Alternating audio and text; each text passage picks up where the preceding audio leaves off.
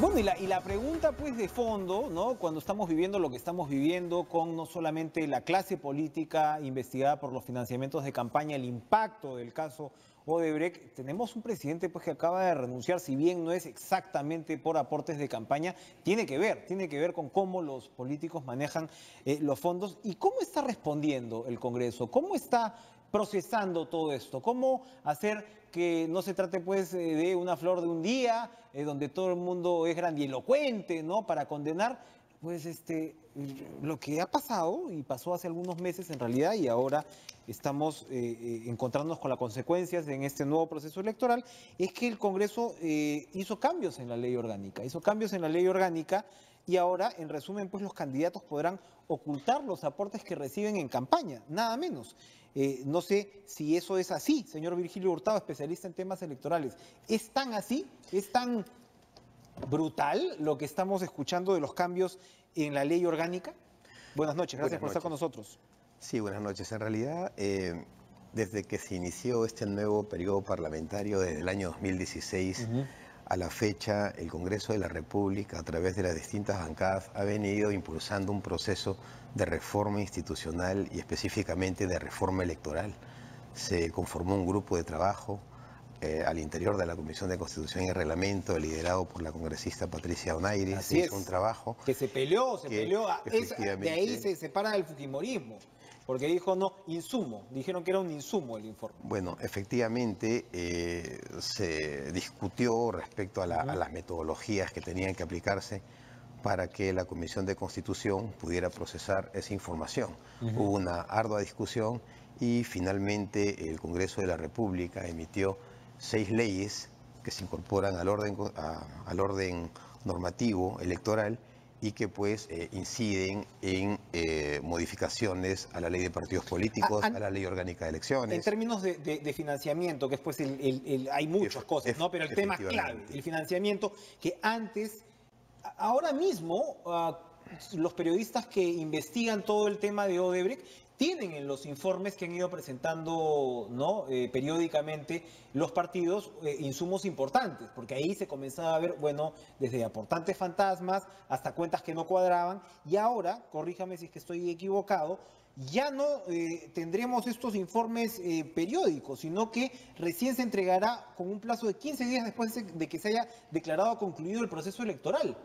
¿Eso es así? Claro, efectivamente, ¿no? Corresponde a la Oficina Nacional de Procesos Electorales aplicar la ley y emitir los reglamentos correspondientes. Y claro, si bien es cierto, hay medidas que van en ese sentido, también es cierto que cuando se hace la reforma se introducen mecanismos precisamente para evitar de que las empresas, ¿no? De personas jurídicas de derecho privado pues puedan aportar a las campañas electorales, ¿no? Porque después de la experiencia que se ha visto, los donativos de estas empresas que tienen fines de lucro pueden incidir posteriormente en la decisión soberana de quienes resulten elegidos. Eso es lo bueno, se supone. Entre comillas, entre comillas es lo bueno, ¿no? Porque, digamos, por un lado, prohíbes que empresas aporten, pero hasta ahora nadie reconocía los aportes de empresas. O sea, se sabía que siempre los empresarios han aportado adentro, afuera y qué sé yo, y siempre pues tú dividías esto en todos estos militantes que de ahí se descubría que no habían aportado. Entonces, la prohibición... Pero ojo que esos reportes... ¿Es realmente efectivo? Tienen, bueno, por supuesto que sí, ¿no? ¿Por qué? No al 100% seguro, porque no... pueden haber errores en las declaraciones de los partidos políticos, pero informan a la Oficina Nacional de Procesos Electorales que tiene una gerencia de supervisión de fondos partidarios que hace cruce de la información entregada con los partidos políticos y se cuelga en la página web.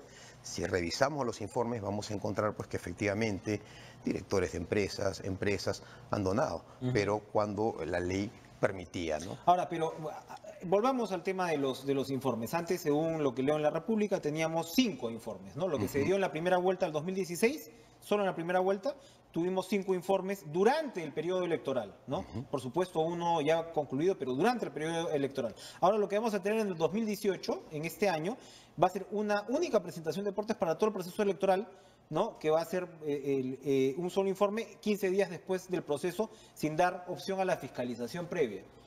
Esto es un escándalo. Claro, Claro, ¿no? Es cierto que O sea, nos pueden se prohibir que ya cuenta, no haya empresas, pero eso es un escándalo. bueno, ahí en ese caso, bueno, hay que verlo también en una perspectiva macro, ¿no? Porque la reducción de controles previos no exime que el órgano especializado, que es la Gerencia de Supervisión de Fondos Partidarios, no pudiera utilizar mecanismos de fiscalización posterior y de incidir con una mayor Pero el agudeza o partido ya no está profundidad. obligado a presentar sus informes, ya no está obligado. Por supuesto que hay sanciones. Hay sanciones ante la información que no sea veraz. Si es que Lo tenemos un organismo lo de control electoral lo que, ultra policíaco y proactivo, pero lo el que, partido ya no está obligado. lo que hay que exigir más bien es de que los hallazgos, ¿no?, que resulten de la fiscalización conlleven pues a sanciones que sean efectivas y ejemplares. ¿Y usted cree que el Congreso que tenemos lo va a aprobar? Ojalá. No, la norma lo permite. Y tiene que ser así, porque para eso los organismos contralores tienen las facultades que les han dado. Ahora, es cierto que la legislación no es perfecta. La legislación la dan los hombres, la dan los representantes que son al mismo tiempo candidatos que han sido presentados por los partidos políticos y han sido elegidos. Pero evidentemente pueden tener un interés político en la aprobación de las normas, pero cuando se publica la ley es independiente del criterio o de las motivaciones que el legislador haya expuesto. Y la administración tiene toda la independencia de poder aplicarla y reconducirla hacia los intereses Pero evidentemente, pues hasta públicos, ahora no se ve una voluntad de transparencia pues desde el Congreso. Cito lo que declara Verónica Mendoza, mi colega Diego Quispe Caretas. Ella propone, dice, oigan, ¿no? Se realiza una reforma electoral, ¿no? Porque si no vamos a seguir teniendo los mismos corruptos. Por ejemplo, prohibir el financiamiento de las empresas a los partidos políticos, que ya va un poquito por lo que estamos hablando, ¿no? Y la contratación de publicidad electoral privada, que es algo evidente, es algo obvio. Nosotros lo llegamos a hablar incluso con el expresidente Kuczynski, lo hemos hablado con Jorge del Castillo. Sabemos que el apetito por dinero en una campaña en el Perú está básicamente orientado, esto no lo van a escuchar en otros canales, amigos, probablemente, básicamente orientado a la publicidad televisiva. El grueso de la plata se va a la publicidad televisiva. Pero nadie puede decir, oigan, ¿saben qué? Agarren a los medios públicos, ¿no? Amplíen la franja y prohíban la publicidad electoral. Eso pasaba en México. Es cierto. Pero no, aquí nadie habla del tema. ¿Por qué? Porque es un negociazo. Y porque al final la crema de toda esa campaña sirve pues para que nuestros candidatos paguen sus hipotecas, se compren sus departamentos.